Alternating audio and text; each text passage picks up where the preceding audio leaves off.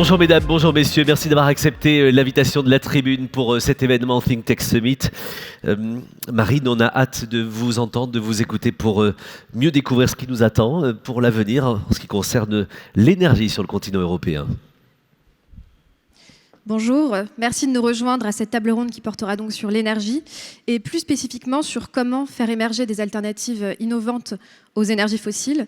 C'est un sujet on ne peut plus d'actualité malheureusement puisque avec la flambée des prix qui n'en finit pas et la guerre en Ukraine, les problèmes que pose notre dépendance aux hydrocarbures deviennent de plus en plus prégnants.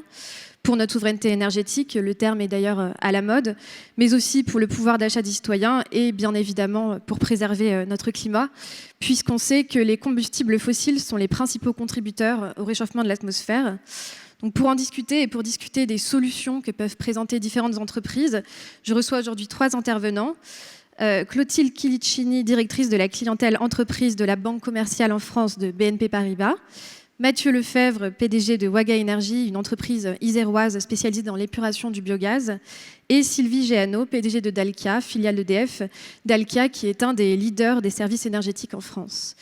Alors avant d'évoquer les innovations qui existent en tant que telles afin de se passer du charbon, du pétrole et du gaz, peut-être qu'on peut commencer par parler du sujet de l'efficacité énergétique, puisqu'en fait on entend souvent que la meilleure énergie c'est celle qu'on ne consomme pas.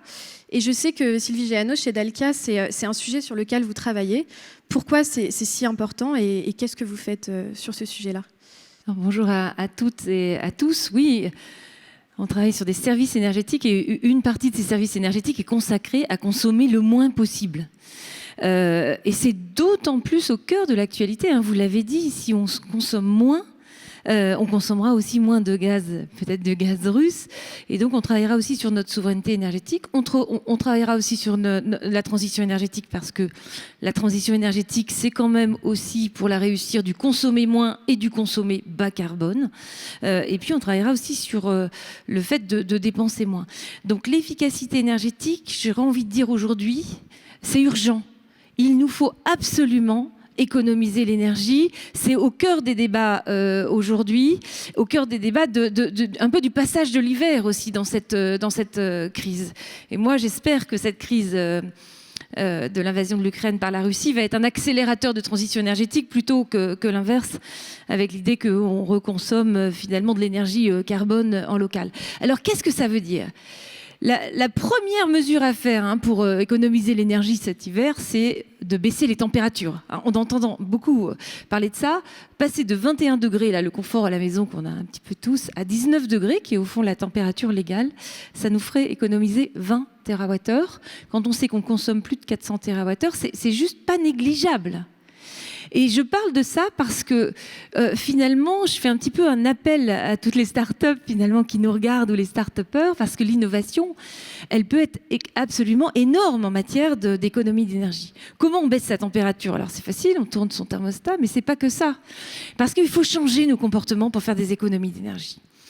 Et pour changer nos comportements, je crois qu'il y a un formidable outil qui nous aide à faire ça. Je ne sais pas s'il y en a beaucoup là qui regardent leur téléphone, on va se dire qu'ils font des tweets. C'est quand même le digital. Le digital, d'ailleurs, l'a prouvé remarquablement pendant la crise Covid, puisque le télétravail, on a emporté, on a changé le comportement des gens pour travailler. Eh bien, mettons l'innovation digitale au cœur de cette réflexion sur les économies d'énergie pour économiser. Alors, chez Dalkia, on fait quoi ? Chez Dalkia, on est en train de travailler, par exemple, dans les industries avec un sujet qui s'appelle une proposition qui s'appelle Dalkia Analytics. On va recueillir toutes les datas d'un industriel et on va aller chercher les corrélations dites non intuitives. Ce que j'appelle le non intuitif, c'est l'intuitif, c'est facile de l'écrire. Quand on sort de la salle, on éteint la température, on éteint la lumière. Ça, c'est la corrélation intuitive sur les données. Mais quand on est sur un site complexe qui présente plein de lieux de consommation d'énergie, l'intelligence artificielle nous aide à détecter ce qui ne va pas. Et on fait des économies d'énergie. Il y a plein d'innovations digitales à faire autour de ça.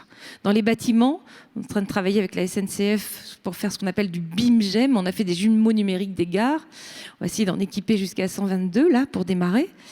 Et avec ce jumeau numérique, on fait le GEM, gestion, exploitation, maintenance, pour aller optimiser là encore l'utilisation de ce qu'on fait.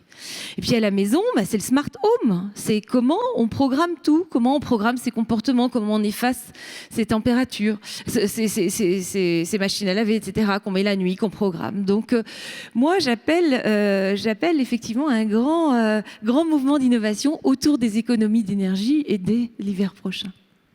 Et concrètement, c'est quoi vos clients? Est-ce que c'est uniquement du B2B, c'est-à-dire que vous allez viser quel type d'infrastructure? Est-ce qu'il va y avoir des particuliers également? Alors, chez Dalkia, on travaille sur des entreprises. On est une entreprise qui fait 5,2 milliards d'euros l'an dernier. On travaille sur des sites industriels, plus de 2000 sites industriels. On travaille énormément dans le secteur hospitalier, plus de 4000 sites hospitaliers. On travaille dans le tertiaire, là, c'est plus de 15 000 sites tertiaires. Et on travaille également dans le logement, mais dans le logement collectif. Donc, vous avez raison. On est plutôt, quand on travaille sur les bâtiments, on est une entreprise du B2B, même si quand même la personne qui habite dans un logement collectif qui est géré par Dalkia nous connaît un petit peu. Et puis on travaille sur les réseaux de chaleur. Alors c'est un terme qui n'est pas toujours très clair, c'est ce qu'on appelle parfois le chauffage urbain aussi. Donc ce sont des grands réseaux qui sont dans les trottoirs et qui vont permettre d'apporter de la chaleur aux habitants, aux immeubles, à toutes sortes de bâtiments et qui nous permettent aussi de faire des économies d'énergie. Et on est 19 000 personnes en France et dans le monde. L'efficacité énergétique, elle est évidemment très importante, mais il n'y a pas que ça, il faut trouver des solutions pour avoir des alternatives à cette énergie carbonée qu'on utilise aujourd'hui. Il y a quelque chose dont on entend de plus en plus parler, c'est le biogaz. Et est-ce que vous pouvez nous parler de cette activité, Mathieu Lefebvre, essayer d'expliquer ce que c'est le biogaz, d'où ça vient, et ce que vous faites, quelle technologie vous avez développée? Oui, alors je vous remercie pour l'invitation. Ce sommet est placé sous le signe de la souveraineté. Et effectivement, en quelques mots, Waga Energy, nous sommes un producteur de biométhane, qui est le substitut renouvelable du gaz naturel, que l'on produit donc à partir du biogaz produit spontanément par le stockage de nos ordures ménagères, concrètement. Donc on récupère un gaz spontanément et naturellement produit par la dégradation de la matière organique que nous produisons à travers nos déchets dans les sites de stockage. Ça évite des émissions de méthane et on substitue ainsi du gaz naturel fossile qui est, pour la très très grande majorité, importé. Et donc, c'est une énergie locale et renouvelable. Alors, cette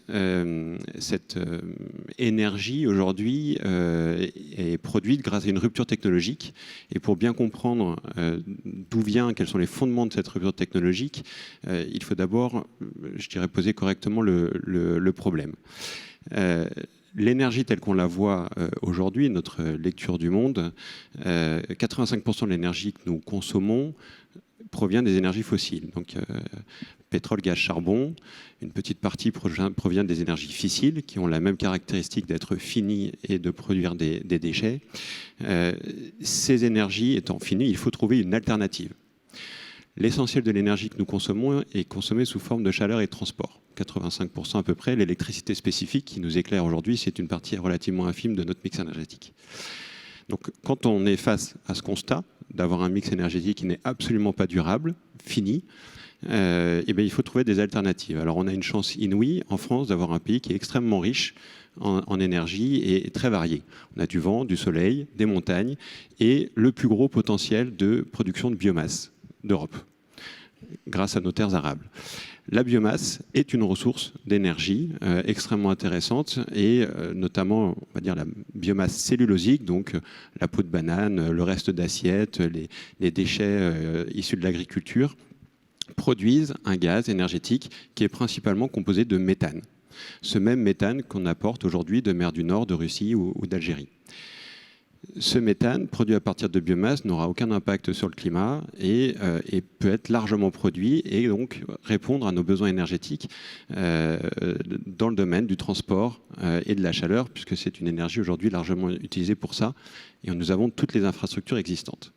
Alors, Waga Energy, on a décidé de se focaliser sur un gisement très particulier, très spécifique, qui est le biogaz produit par les installations de stockage de déchets, qu'on appelle plus couramment les décharges, et qui sont encore des décharges à ciel ouvert dans un certain nombre de pays du monde.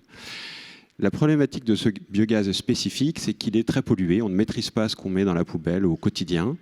Et que pour aller le capter, le rechercher, on doit aspirer ce gaz. Et alors, on a un mélange de gaz complexe sur lequel on a travaillé.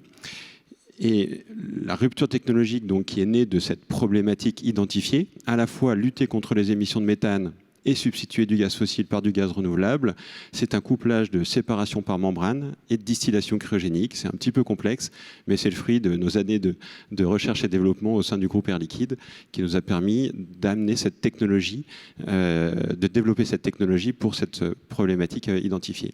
Donc cette technologie, elle s'appelle la Wagabox. Aujourd'hui, c'est 11 unités en exploitation en l'espace de quelques années et 13 en construction en France, en Espagne, au Canada, aux États-Unis, avec un marché de milliers et de milliers d'installations de stockage dans le monde pour systématiquement produire localement et donc accompagner la souveraineté énergétique, non pas que de la France, mais de chaque pays qui vont produire du biométhane. Donc une énergie locale et renouvelable, directement substituable au gaz fossile importé, en l'occurrence de Russie, de mer du Nord ou d'Algérie pour la France. Il me semble que vous travaillez aussi sur le biométhane, pas forcément avec les mêmes intrants, mais c'est aussi une partie de votre activité. Alors, absolument. Chez Dalkia, on travaille également sur le biométhane, sur le biogaz. On a quelques installations. Et je crois que ce qui est intéressant vraiment dans ce qui vient d'être dit, c'est d'aller chercher les énergies du local. Aujourd'hui, on se dit comment finalement on peut d'une part décarboner si on fait de la transition écologique ou essayer de se priver un peu de gaz exporté si on fait de la souveraineté énergétique. Aller travailler sur les énergies du local, effectivement, c'est l'ADN de Dalkia. Au-delà du biogaz, dans les énergies circulaires, je vais vous citer un projet que nous avons réalisé. Vous connaissez tous le CERN, qui est ce fameux accélérateur de particules. Il y a une petite collectivité dans le pays de Gex, juste à côté, qui s'appelle Ferney-Voltaire. On va récupérer, pour aller chauffer les habitants de la ZAC de Ferney-Voltaire, la chaleur qui est produite par cet accélérateur de particules. Donc on est complètement dans des logiques d'économie circulaire, de récupération d'énergie. C'est un peu ce qu'on fait quand on récupère l'énergie des déchets.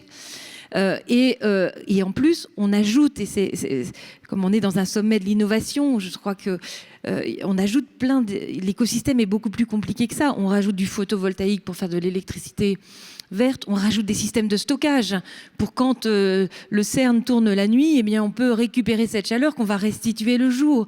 On rajoute évidemment beaucoup de numérique qui pilote les données en temps réel. Et les énergies du local, elles sont un petit peu partout. Ça peut être les calories de la mer quand on fait de la thalassothermie. On a des projets que vous connaissez à Marseille, à Sète, on en a annoncé un aussi à la Grande Motte, etc. À Monaco. Donc on va chercher ces calories de la mer, on fait des boucles d'eau tempérée et on reprend avec des systèmes de pompe à chaleur qui nous permettent d'utiliser de l'énergie du local non carbonée pour aller chauffer des logements. Je crois que c'est plus que jamais d'actualité et j'ai envie de dire des réseaux de chaleur, il y en a déjà plein partout. On peut se raccorder très vite à des réseaux de chaleur. Dès cet hiver, j'ai envie de faire. C'est vraiment, et en plus, évidemment, on va pouvoir, j'espère, en développer encore plus. Le bois, vous avez raison, est une magnifique énergie en France. La forêt est en croissance en France. Et effectivement, Dalkia est aujourd'hui le premier exploitant de bois énergie dans ces différentes installations pour aller également faire de la chaleur renouvelable dans les territoires, dans les villes et apporter une énergie bas carbone. À chaque fois qu'on raccorde un réseau de chaleur qui est renouvelable, on substitue souvent de l'énergie carbonée, du gaz, du fioul. Et donc, c'est vraiment bon à la fois pour la planète et pour la souveraineté. Et effectivement, je ne l'ai pas dit, mais Dalkia nous achète du biométhane sur plusieurs de nos installations en France pour alimenter ces réseaux de chaleur, entre autres. Voilà, parce que souvent, il manque pas grand-chose. On a un petit surplus de gaz pour faire la pointe. Et donc, quand on peut avoir du biogaz, eh bien, les collectivités, on va presque jusqu'à 100% d'énergie renouvelable sur des réseaux. Donc, c'est formidable. Et donc, Clotilde Kilicini, concrètement à BNP Paribas, donc vous essayez de soutenir ces sociétés-là, les sociétés Green Tech comme Waga Energy par exemple, et les soutenir d'un point de vue financier. Donc là, on a deux entreprises qui ont un modèle qui n'est pas forcément le même. Mais en quoi il y a quelque chose de particulier dans l'accompagnement des sociétés qui essaient de se développer dans la transition énergétique ? On le voit bien, lorsque un banquier traditionnel qui n'est pas ingénieur, forcément, doit analyser un business model tel que celui de Waga, ça demande quand même une appréhension et une culture technique assez forte. Donc nous, on a commencé. Mais ça, on a fait ça il y a plus de 10 ans pour accompagner les startups en général à modifier bien, finalement le profil de nos banquiers pour avoir des gens avec une culture ingénieure, des études d'ingénieurs capables de parler le même langage des clients. Moi, au-delà de ça, ce que je voudrais dire, c'est que nous avons un enjeu majeur également, en fait, et nous considérons que nous sommes aussi un acteur de la décarbonation de l'économie. Aujourd'hui, quand on finance une entreprise, on regarde de manière très précise de quelle manière ce financement va pouvoir contribuer à décarboner l'économie. Donc ça, c'est un axe qui est très très fort. Et d'ailleurs, on se plaint souvent en France du poids du régulateur. Et le régulateur bancaire européen n'est pas une institution très marrante, si vous me passez l'expression, mais elle a quand même un rôle fondamental et elle arrive avec des exigences très très fortes qui font que de toute façon, pour être financée demain, il faudra qu'une entreprise, soit une entreprise qui est un acteur de la transition énergétique, soit que c'est une entreprise, je dirais, traditionnelle, mais il faudra qu'elle montre qu'elle décarbone son activité. Donc, financer Waga très rapidement, je crois qu'on le fait, on le voit bien, on n'est plus dans les startups d'il y a quelques années qui étaient très digitales, qui travaillaient sur le marketing digital, profitant de l'arrivée du web et du déploiement justement des apps. Là, on est sur de l'industrie presque pure et dure. Hein. Donc voilà, c'est pour ça que cela nécessite, mais on y reviendra un petit peu après, des financements qui sont les mêmes finalement que ceux de Dalkia Energy. Je ne sais pas si Mathieu Lefebvre, du coup, vous pouvez nous parler un petit peu de votre modèle d'affaires, puisque certes, il y a la technologie, il y a la Waga Box, mais il faut ensuite implémenter ces technologies. Oui, tout à fait. En fait, la technologie donc, peut répondre à une problématique, mais sans modèle d'affaires viable à long terme, il n'y a absolument pas d'accès au financement. Et donc, c'est absolument essentiel et c'est une des raisons pour lesquelles la BNP nous a accompagnés depuis l'origine. Donc, produire du biométhane, c'est du bon sens. À partir de cette ressource qui est une pollution, il faut le faire. Pourquoi ça ne s'est pas développé et ça ne se développe pas de manière plus rapide? Parce qu'il y a des enjeux économiques. Ce qu'on appelle la parité réseau dans le domaine de l'électricité renouvelable, c'était notre objectif dans le domaine du gaz renouvelable. Pouvoir vendre le biométhane à un prix de marché, donc sans avoir besoin de soutien public, de politique en faveur des énergies renouvelables, puisque ces politiques-là sont valables en France, mais pas dans l'essentiel des pays du monde, que ce soit en Amérique du Sud, en Afrique, en Asie ou ailleurs. Et donc, le modèle qu'on a cherché à développer, qui est très honnêtement assez largement inspiré de celui d'Air Liquide, c'est de développer les projets, de les concevoir, de les investir et de les exploiter pour offrir des garanties sur le très long terme, 10, 15, 20 ans. Ça nous permet de maîtriser complètement la technologie, puisque nous sommes le concepteur, l'inventeur de la technologie, nous sommes capables de la construire, qui mieux que nous peut l'exploiter. Et donc on exploite cette technologie, on donne des garanties sur des périodes très longues. Ça a un intérêt majeur pour Waga Energy, c'est une capacité à se projeter dans le temps grâce à des revenus récurrents. Et ça rassure évidemment les banquiers. Et ça permet aussi pour Waga Energy de protéger sa technologie en termes de propriété intellectuelle et de pouvoir continuer à la développer, à la faire mûrir au fur et à mesure.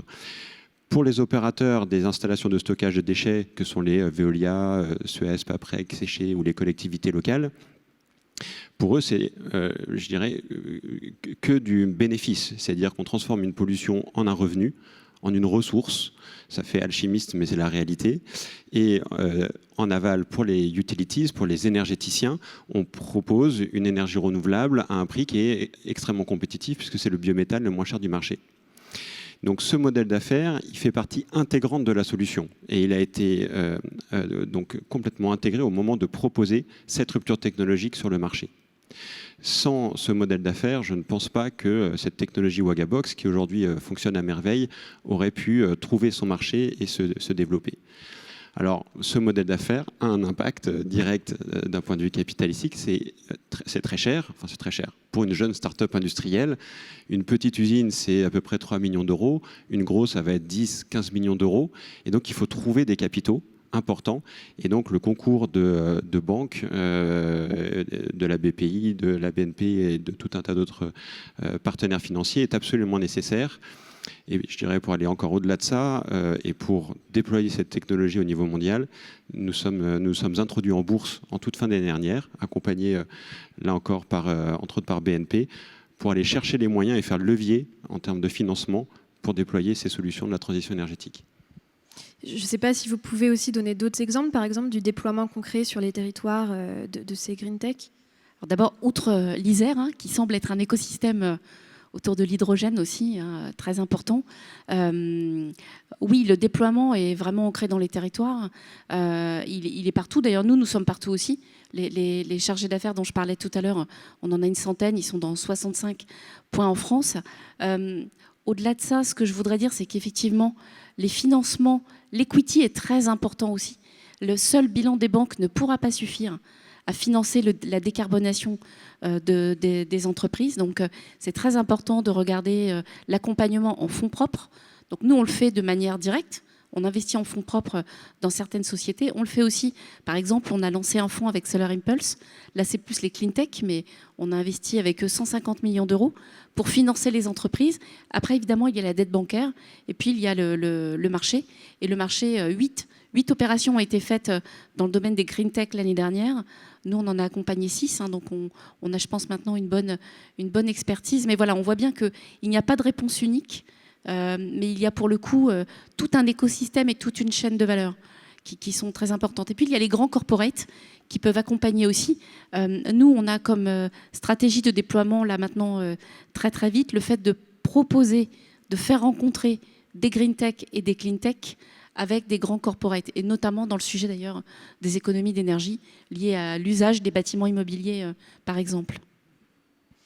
Et Sylvie Géano, chez Dalkia, vous avez un modèle qui j'imagine, particulier, très différent selon les clients. Je crois que vous avez même des clients qui sont des collectivités locales. Comment tout ça s'organise ? Absolument. Alors déjà, je partage totalement que le fait que les schémas sont divers et les investissements vont être tellement colossaux dans les années à venir sur ces questions de transition énergétique que voilà, il va falloir aussi innover et que tous les acteurs vont être nécessaires. Alors effectivement, nous, on travaille en matière d'investissement long beaucoup avec des collectivités territoriales quand on investit sur des réseaux de chaleur. Je citais Ferney-Voltaire par exemple, mais il y a plein d'autres villes. Et d'ailleurs, la petite anecdote, c'est que sur les réseaux de chaleur, l'énergie de récupération, comme on dit en numéro 1, la première énergie, c'est la récupération de la chaleur des usines d'incinération de déchets. Juste pour l'info. Quand on fait ça, on investit donc souvent sur des projets de 20 à 25 ans, sur des réseaux, et il y a différents schémas. Alors ça peut être le système de délégation de services publics, où là, Dalkia va prendre sur ses fonds propres, peut prendre sur ses fonds propres carrément le financement du réseau. Et puis il y a d'autres schémas, il y a parfois les collectivités qui créent des CEMOP, par exemple, où on va trouver au sein de cette société-là différents acteurs. Sur Ferney-Voltaire, justement, on est 3. On a un acteur bancaire, là en l'occurrence c'est la Banque des Territoires, on a la collectivité et Dalkia. Ça c'est un schéma. On a un autre type d'acteurs sur lequel on investit beaucoup en ce moment, c'est les industriels. On parle beaucoup de la décarbonation de l'industrie en France. Qu'est-ce que ça veut dire la chaleur pour les industriels ? Ça peut être beaucoup de la vapeur industrielle, vous imaginez bien. Ça peut être du chauffage, ça peut être de l'eau chaude. Les industriels réfléchissent beaucoup à une production de chaleur, justement de vapeur industrielle bas carbone. Il faut savoir aujourd'hui que dans l'industrie, cette chaleur, elle est aujourd'hui produite qu'à 6% par des énergies renouvelables. Donc on a un champ devant nous. Le plan de relance nous y aide. France Relance a fait des appels à projets et il y a beaucoup de projets qui vont se réaliser. Il y aura besoin d'investissements, bien sûr. Certains seront pris en propre par Dalkia, certains seront pris en propre par l'industriel. Certains projets seront évidemment financés par des acteurs spécialistes du financement, parce que évidemment Dalkia n'est pas une banque, si je peux le dire avec un peu de sourire, et que voilà, et on aura besoin d'innovation aussi sur le financement de ces projets qui vont être complexes, qui vont apporter des énergies nouvelles sur les sites industriels. Ça peut être de la biomasse, ça peut être du bois de recyclage. Ça peut être, là encore, de l'énergie, de la chaleur qui vient d'un autre lieu. Ça peut être de la récupération de chaleur sur des matériels froids. Quand vous mettez la main derrière le frigo, ça chauffe. Pour faire du froid, il faut retirer de la chaleur. Donc, on peut récupérer ces calories-là, les réinjecter. Il y a plein de systèmes qui arrivent en production, je dirais, ou en en utilisation de calories et puis en efficacité énergétique. C'est tout à fait passionnant. On va avoir besoin d'innovation technologique, on va avoir besoin d'innovation numérique et on aura besoin d'innovation financière. J'en suis absolument persuadée pour réussir cette transition énergétique. On le sait et vous le dites effectivement, et il faudra de toute façon accélérer, cette transition, il faudra des solutions, des innovations. Est-ce que vous pensez, on en a parlé un petit peu au début, que la crise actuelle, que ce soit la flambée des prix et malheureusement ce qui se passe en Ukraine, va accélérer le mouvement en ce sens, encore plus qu'auparavant ?